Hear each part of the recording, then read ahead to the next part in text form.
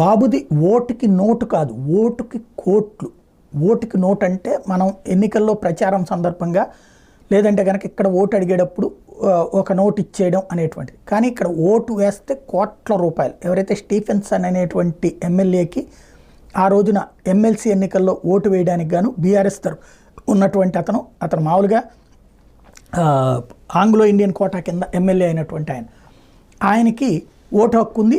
అందుకు గాను 5 కోట్లకి డీల్ కుదుర్చుకుని 50 లక్షల రూపాయలు పంపించినటువంటి అడ్వాన్స్ పంపించినటువంటి నేపథ్యంలో దాన్ని ముందు కేసీఆర్ పసిగట్టి ఆ స్టీఫెన్సన్ని బెదిరించి అతని ద్వారా హిడెన్ ఆపరేషన్ చేయించి ఓవరాల్గా అందులో చంద్రబాబుని తర్వాత రేవంత్ని ఇద్దరిని కూడా అరెస్ట్ చేయాలనుకున్నారు. తర్వాత చంద్రబాబు నాయుడు తెలంగాణలో ఉన్న తెలుగుదేశాన్ని కేసీఆర్కి వదిలేసి వెళ్ళిపోవడానికి ఆంధ్రప్రదేశ్కి కట్టుబట్టలతో ఎన్టీఆర్ ట్రస్ట్ భవన్ని కూడా వదిలేసి యాక్టివిటీ ఇక్కడికి వచ్చేయడానికి అంగీకరించడంతో రామోజీరావు గారి పర్యవేక్షణ